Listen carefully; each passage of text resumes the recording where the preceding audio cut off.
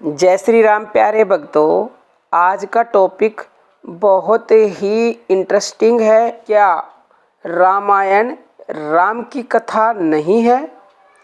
तो अब आप सोचते होंगे अगर राम की कथा नहीं है तो फिर किसकी कथा है?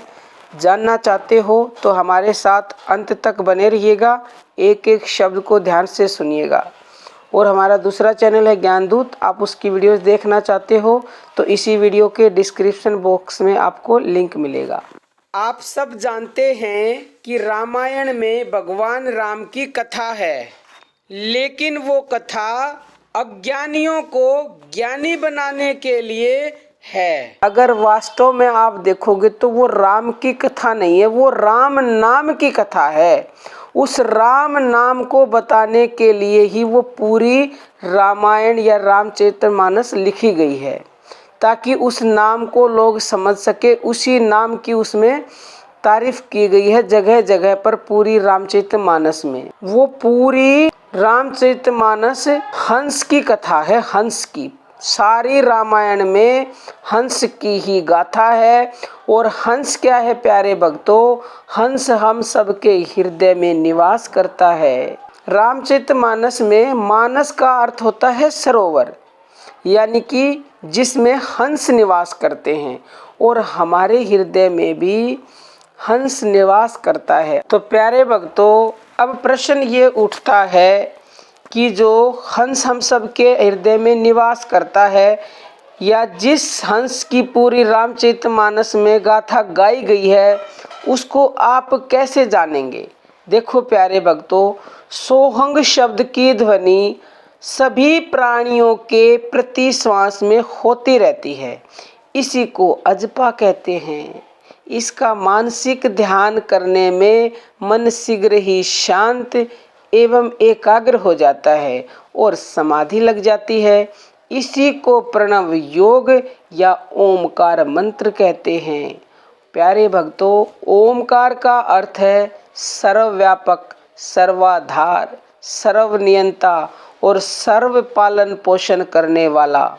हंस नाम ही सब में व्यापक है, इसी से सब प्राणी जिंदगी को प्राप्त हो रहे हैं, इसलिए यही सब का आधार है।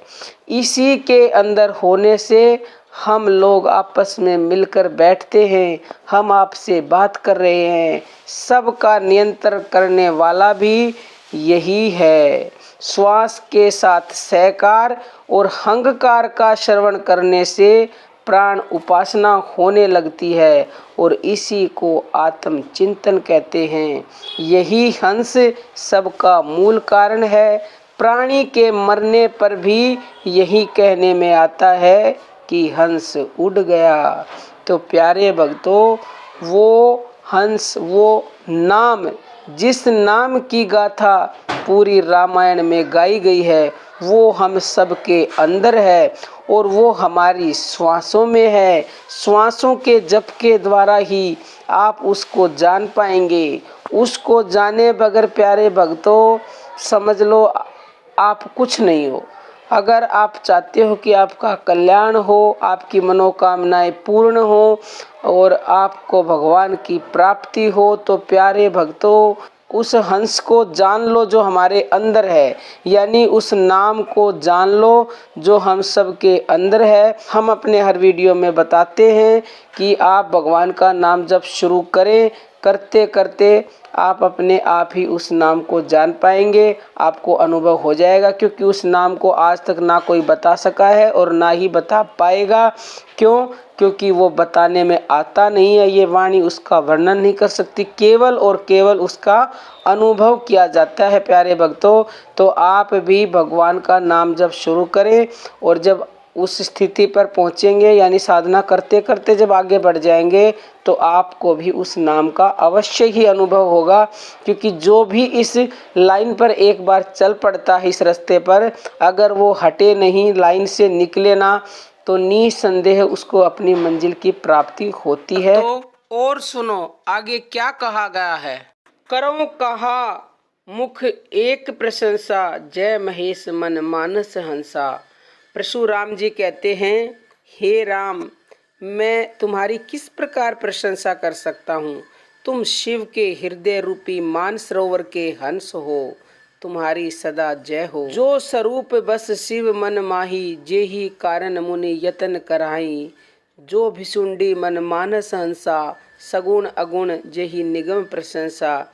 जो स्वरूप शिव जी के हृदय में निवास करता है और जिसको पाने के लिए मुनि लोग अनेक प्रकार का यत्न करते हैं, वही काक भुसुंडी जी के हृदय में हंस रूप से निवास करता है।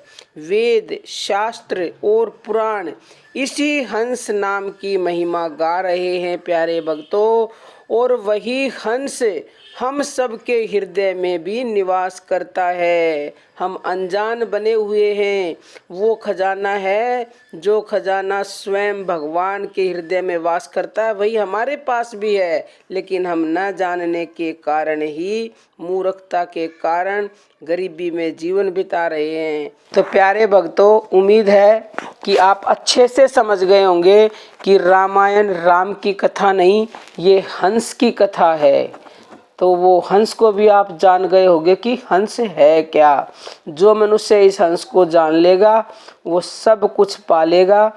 बाकी प्यारे भक्तों, अर्जी हमारी, मर्जी आपकी। अब हम अपनी वाणी को विराम देते हैं।